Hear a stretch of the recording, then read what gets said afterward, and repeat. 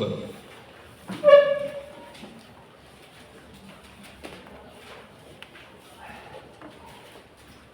Reading from verse number 10. Genesis chapter 12, reading from verse number 10. Verse number 10. 12, 10. Genesis chapter 12, reading from verse number 10. Up to 20, we'll read down there. Genesis chapter 12, reading from verse number 10. And there was a famine in the land, and Abraham went down into Egypt to sojourn there.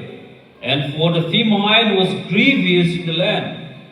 And it came to pass, when he was come near to the enter into Egypt, that he said unto Sarai his wife, Behold now, I know that thou art a fair woman to look upon. Therefore it shall come to pass, when the Egyptians shall see thee, that they shall say, This is his wife, and they will kill me, but they will save thee alive. 13. Say, I pray thee, thou art my sister, that it may be well with me for thy sake, and my soul shall live because of thee. And it came to pass that when Abraham came into Egypt, the Egyptian beheld the woman, that she was very fair. The princess also Pharaoh saw her, and commanded her before Pharaoh, and the woman was taken into Pharaoh's house. Let's jump down to verse number 18. And Pharaoh called Abraham and said, What is this that thou hast done unto me? Why did thou not tell that she was thy wife? Why sayest thou, She is my sister, so I might have taken her to me to wife?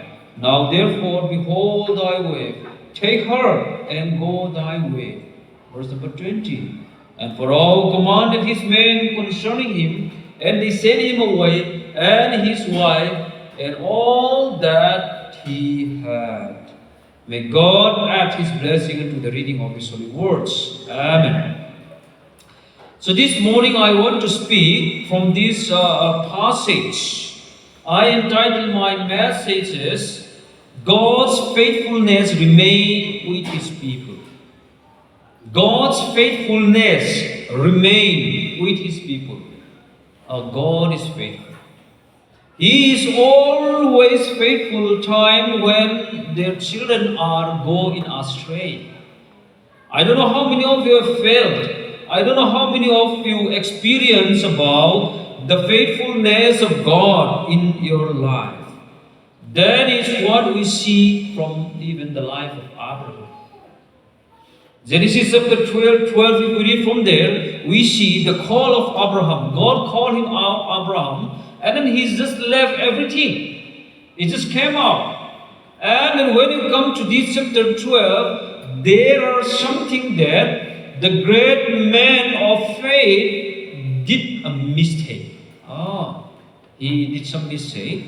And then, but God did not forsake him. God was still with him in the time of mistake that he made. God was good and take him away, out from where he was in. That is what we are going to speak about this morning.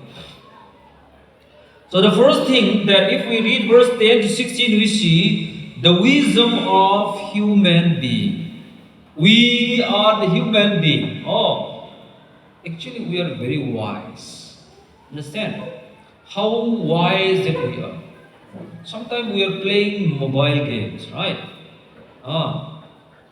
Sometimes I surprise. Even we do not know how to play it. How can they make it this one? MLU play, right? Sometimes. All the friends are me, you collect it and then you let it fight it. You select it, the weapons and all that. Sometimes it is difficult to play even. How to know how to play is difficult, right? But how people know how to make it all this, the small tiny thing that they used to fight it together. There is a rank and all that. Sometimes very difficult to understand, right? Yes, we do not know how to play it, but how people know how to make it. Think about that one. That means what we see here is that the wisdom of the human being is somehow very high. It is too high, right? God puts something in the heart of the human being where we have wisdom, but the wisdom that we have is limited. Oh, I think yesterday we talked about first year. Finite and infinite. Oh, maybe in the first year we talked about finite. God is infinite being. Means the limited God wisdom is not limited. Whereas we say we have scientists. There are very wise people, but their wisdom, there are some limitation. They may be wise enough, but there is up to certain extent. Oh, they are, or we the human being are finite. So here is the wisdom of human being. We see verse 10 to 11. Searching, the first thing that we see, the wisdom of the human being is we always search help from the human. That is how we can think about, we can think of. We are in the problem, sometimes our mind used to go out where the help used to go to someone who, that we feel that they are able to help. Even exactly happened to Abraham, right? God called him out, and then we see there was a famine. You know famine? In the famine, what is happening there? Nothing to eat, right? Mizo to akara oma. Drama tama salu tuka ni pakatpon tuma chara tiang de kana dram tha. Then grow low to maybe the jokes of that one guy. When there is a famine come, there is nothing to eat at all. Even Abraham was called out from God when he was in the position famine come, and then yes, that was the place where God called him. That was the place where God put him. But as we said, there a famine came there. And then Abraham was thinking, he was very wise guy, thinking, and then one beautiful thought came, and then what? Towards that one, he moved it. What did he go there? He is going to Egypt. Egypt. He is going to Egypt. That means, yes, there is Egypt. Let me go down there. There are things to eat there in the Egypt. That was the wisdom of the human being. He did not conserve God. God, you put me here. We are in the famine. Where shall we go? We did not see that he conserved God, but with his wisdom, he just think about, and then he moved towards Egypt. Wisdom of human beings searching help to the human. But sometimes some consequences are there.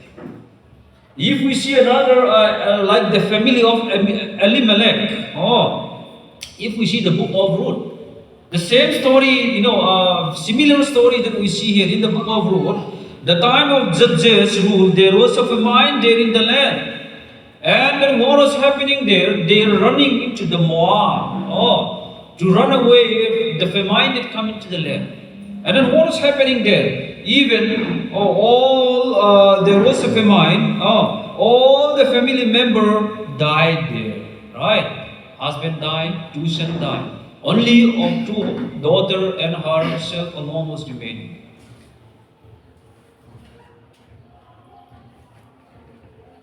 And then sometime, yes, even if we see the story of Elijah, he was a man of God. He did very great work. Elijah. Strong guy, he have a great power. When he called upon God, God used him mightily. And did even many miracles, man.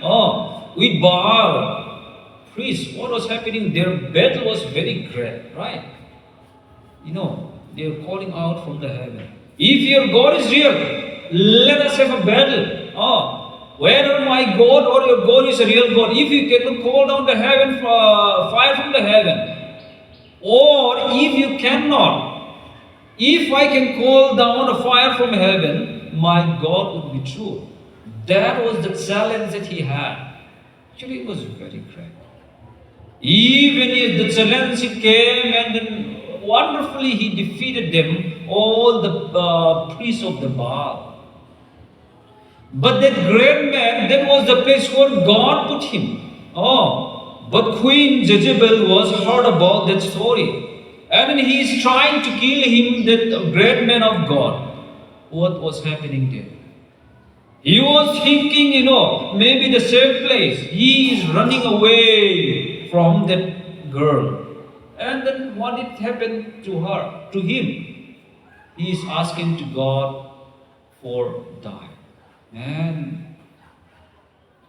So all these things, there may be many similar stories that we can draw from here. Many similar story that we can draw from here. Wisdoms of the human being, the wisdom of a human being is we always search through the worldly thing, not to the God. Even the great men of God, that was happened to their lives. But the psalmist says in Psalm number 21, my help comes from which made heaven and the earth. Where will my help come from? The help of God, is it there? If I see the mountain, will it come from the mountain? No, the help of my help will come from the Creator of the heaven and the earth, from the Lord. That is what we see from here. So this morning, yes, let us think about that. When the wisdom of the human being, usually it goes to the other people. Sometimes we usually go to our parents, friend. I don't know how many of you, yes, your wisdom bring it into the Creator of the heaven and earth. There was the wisdom the human being brought to the, they're thinking about that one, go flat to the place. Seems that is a safe place for them. But that is not always the good result. That did not the wisdom of human being, searching help from the human being, that did not bring always the good result. And then Abraham fled to Egypt, and then another thing that we see is, yes, telling lies. On the other day we speak about lies have consequences. Telling lies have a consequence. That is exactly happened even to the life of Abraham there. He's having what? A very beautiful wife. Right? Abraham have a very beautiful wife. His wife is Sarai. Sometimes I'm thinking she would be really, really beautiful. When they're moving from there to Egypt, actually she is very grown up. Probably 70 to 80 years of age. Man, think about Sir Matthew is 77, something like that. His wife is also maybe around 70. In the present days, around 70 to 18 years of age, they are, all women. But this lady, Abraham's wife, Abraham know that you are a beautiful girl. If you go down to Egypt, why don't you say something to them? Let's just say that you are my sister, so that I may not have a problem. They are planning something that is not true. And they went down to Egypt. What was happening there? And then when they saw the officers of Pharaoh, she's a beautiful girl, fair lady. And then they brought her to the wife of Pharaoh. And then she said, yes, she's my wife, my sister. And then we see all the problem that happened came to them. They tell lies, and then some consequences are there. They almost, taken to the wife of Pharaoh. He was in a great trouble. They tell lies to the king of the human being, and there was consequences. Lies, telling lies, as we said, there are always consequences. Even on the other day we speak about, Jacob and his mother, they deceived the husband. So many consequences came there. So here is also it came there. That was the conditions of Abraham. First of all, he ran away from where God put him. So what we see here is that if he remained there in the place where God put him, probably maybe God will take care of him. Maybe some difficulties or some famine may come in. Since there was the place where God put him, I believe that God will take care of him in the midst of those famine. But he's thinking and trying to run away from where God put him. So this morning, yes, lesson that we can draw from here is that, yes, let us remain faithful to the place where God put you. Let us remain faithful to the place where God direct you. It may be trouble. There may be problem arises. Oh, struggling may come. Even sickness, where never thing that you never expected may come to in your life. But if you are sure that is the place where God put you, please remain there. Oh, sometimes God wants to teach you a lesson from difficulties.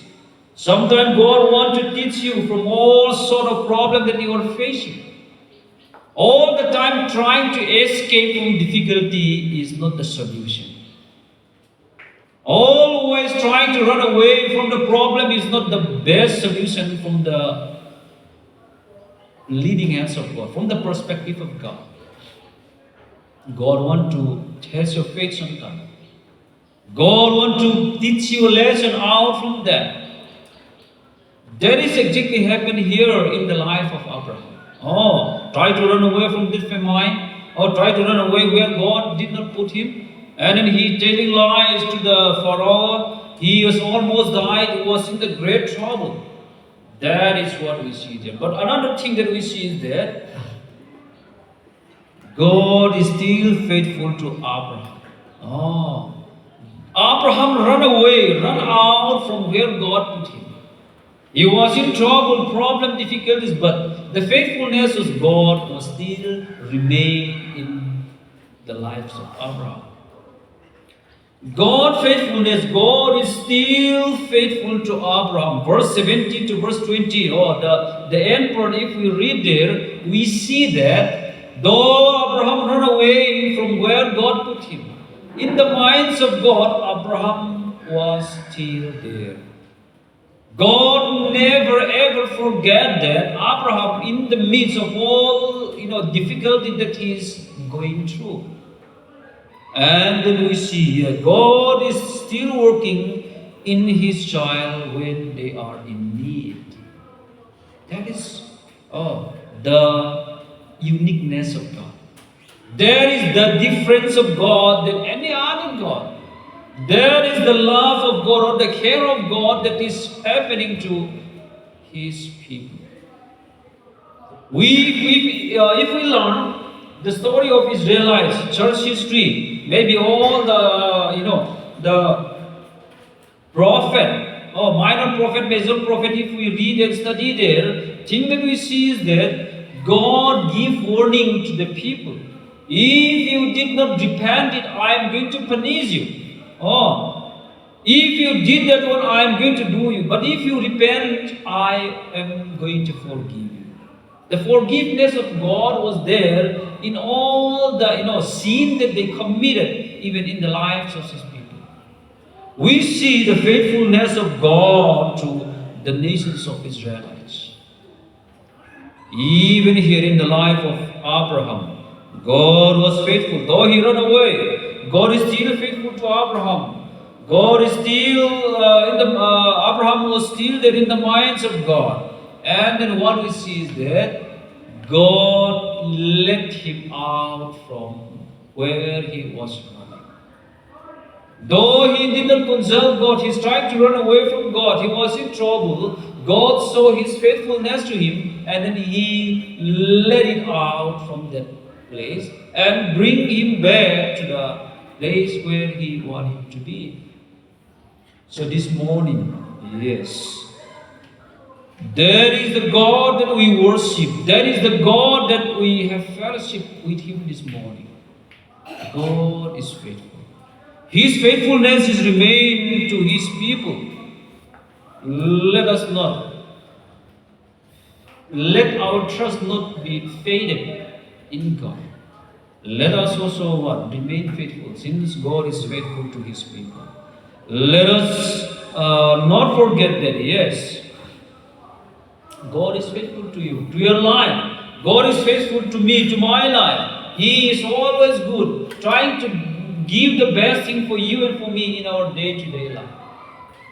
And then, yes, let us realize that the unchanging God, His faithfulness is still with you this morning. The faithfulness of God is still with His people. So let us keep on trusting God.